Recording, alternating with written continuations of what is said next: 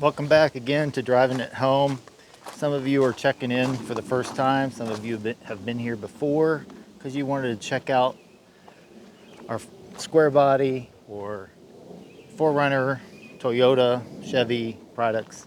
But some of you have asked, how do we capture these videos and get sound and audio when we're not right up against the camera? And so I was going to share that with you and tell you what I'm using so that you can actually get involved yourself with doing whatever you want to do for shooting a video for your own purposes.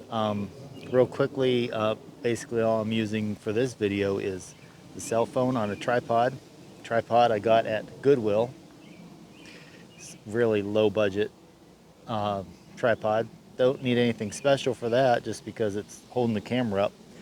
The camera is just a cell phone. It's a Samsung A13, so nothing real special there. No Ultra S22s or iPhone, what are they up to now?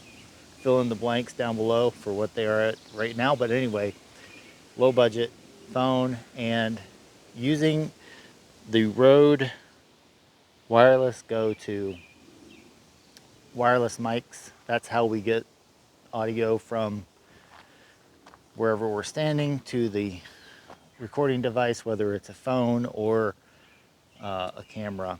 So I'm going to drop the links below for this Wireless Go 2 Pro. Actually, no, it's just Wireless Go 2 from Rode. And one more thing, if you're going to be using a cell phone, you're going to need to get the patch cable, which is an SC7, S as in Samuel, C as in Charlie, 7 as in between 6 and 8 in most numbering systems, TRS to TRRS patch cable. You need that for using with a cell phone connection. Otherwise it won't work. The package that this comes in includes the windscreen that goes onto the microphone right here, and it also includes a patch cable, but only one that goes to a 35mm type camera, digital camera, like the ZVE10 that we have. It will hook up to that right from the box from the store. So again, I'm going to drop a link down below for Amazon and maybe for Best Buy.